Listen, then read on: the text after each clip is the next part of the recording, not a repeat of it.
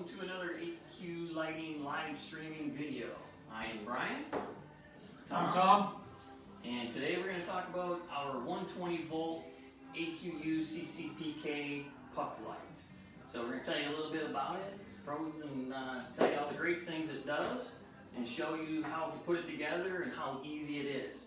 Well, let's get started here. Yeah. Okay, so this is our 120 volt puck light. The great thing about it is you do not need a driver, you do not need a transformer, straight power. This is one of the power cords, for example. I could plug that in there and fire it right up, plug it into an outlet. You're off and going. So let's show you a little bit about how they connect together. So right now I have two double lead pucks. So they do come in, this is a double lead, all right? One in and one out, and then this is a single lead.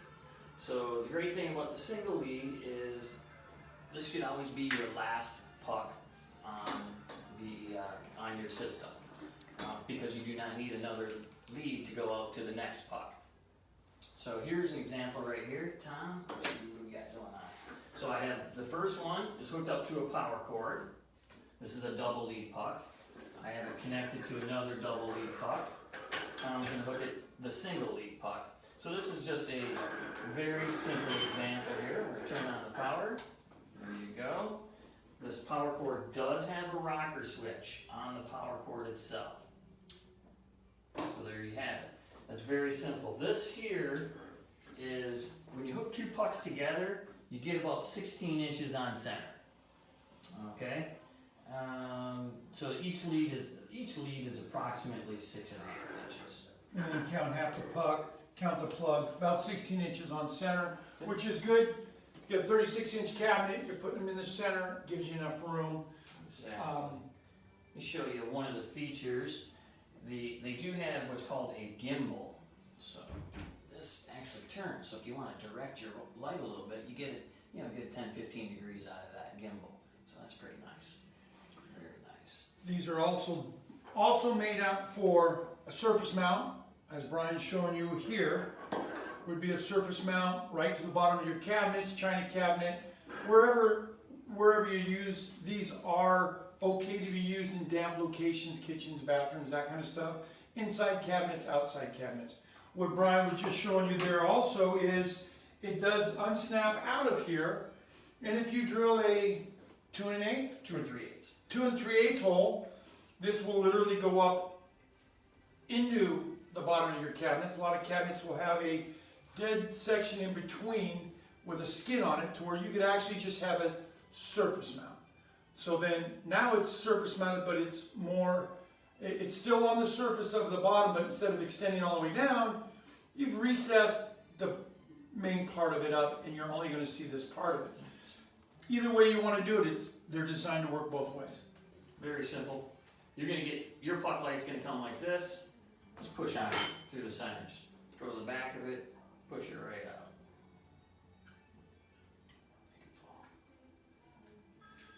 And there you go. So that is how you pull it apart, and that's how you would recess the puck. Let me show you. We do have different size jumper wires, so if you need a little bit more space in between this is just a 6-inch jumper. Just click it in.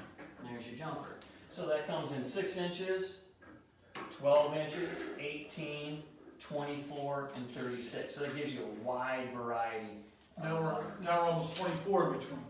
Exactly. Center to center. Nice. So here's another, a lot of people ask us if you can hardwire these.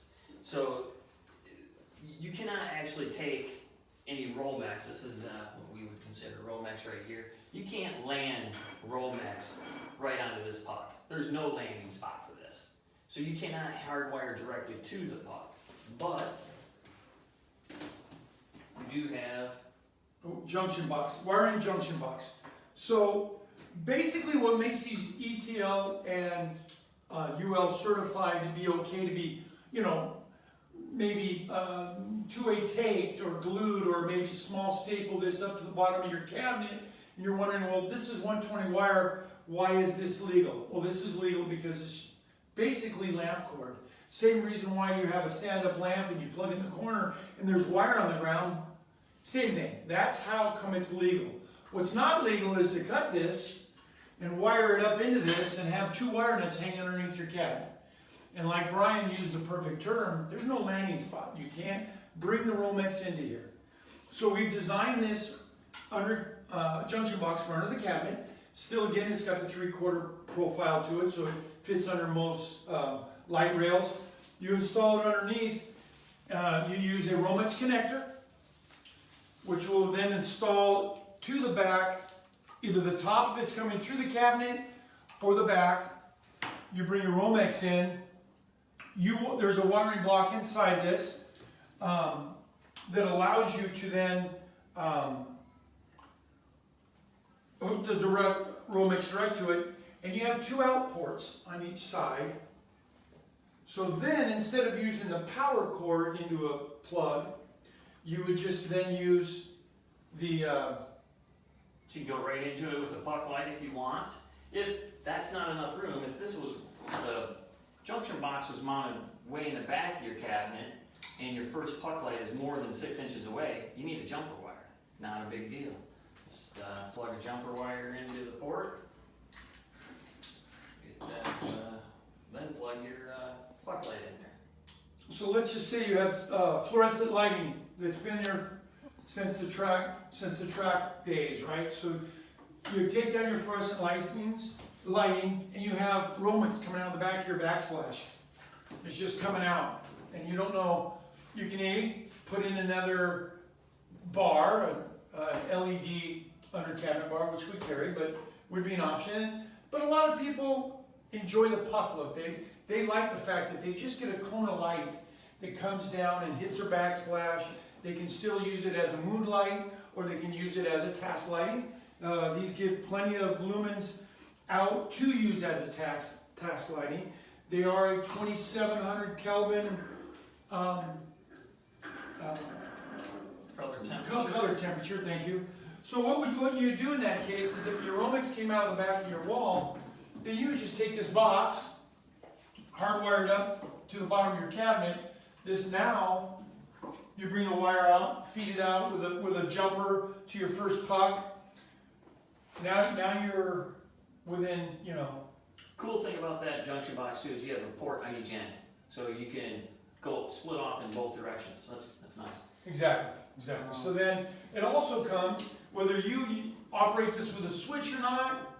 But let's just say you have one major switch that takes all your under cabinet lighting, and you have 2 sides of your kitchen, and you have 2 different systems in now. But I only want one system to work. Now the other system, when I flip the switch on, I only have the baking area of my kitchen when I want to bake. There is a switch to it, so you can turn them on or off at the location. Don't worry about that switch either. If you're going to hardwire it, more than likely you already have a wall switch. No big deal. Just leave it on. If this switch is on all the time, you'll still always operate your lights from your wall switch. So it's no big deal at all. And if you dim your under cabinets now, if you fluorescent, you probably don't. So an added advantage is you can talk to one of our experts that'll say, okay, with this puck light, you can remove your switch, put this dimmer in it, and now, through that switch, you could dim your puck lights. This will not affect the dimming on and off. There's nothing electronic in this. It's just a splice hub. So with the right dimmer, these are now dimmable where your fluorescents or your halogens that you had before probably weren't. Okay, let's pick these up just approximately 18 inches. Most cabinets are about 18 inches up off your countertop. So that right there, I'm not sure if you can see, that's what 3 puck lights look that are approximately 16 inches on the center. So this is one of our best sellers. I love selling this. This has been a very, very nice puck light. I like talking to people about them. They look great inside cabinets. A lot of people have cabinets with glass doors and they recess them in the top of those cabinets. So this is a great universally, it's a great puck light. Yeah, absolutely. And you do get out of the transformer. Not that there's anything terribly wrong with the transformer, but these happen to eliminate it very well. There's some LEDs out there I wouldn't recommend it, but these absolutely, The other good thing is if you're replacing your original that you already had in there, let's say you had a CPK or your halogen puck lights that are so popular out there. That's a great unit, don't get me wrong, it's got a nice transformer, rolling hub, a wiring hub, great unit. We sell an awful lot of those. Also, this is a great replacement for it. I'd say the biggest advantage to that is, forget the transformer because you mount that, you get it out of the way, it doesn't really matter as much, but just the heat factor. Just the heat factor alone. These pull 4.5 watts approximately. Yeah, 4.5 watts, and we're giving about 35 watts per of output, if I remember right. Yep. So you're getting more than the 20 watt halogen that they give, zero heat. You don't have any heat to damage your cabinets, you have any heat out onto your countertops while you're working. For your Texas and California and places where it gets hot, that actually does make a difference if you don't have heat going on in your kitchen. I don't know. Anything else to add to it? No, I think that's about it. I think that covers most of it, but we are always here. If you ever have questions when you're looking at our pages, call us up. We're always here, happy to help you out. And if you have any messages for us, please drop a comment, and have any other ideas for future videos, let us know. We'll help you out. Thank you for watching. Have a great day.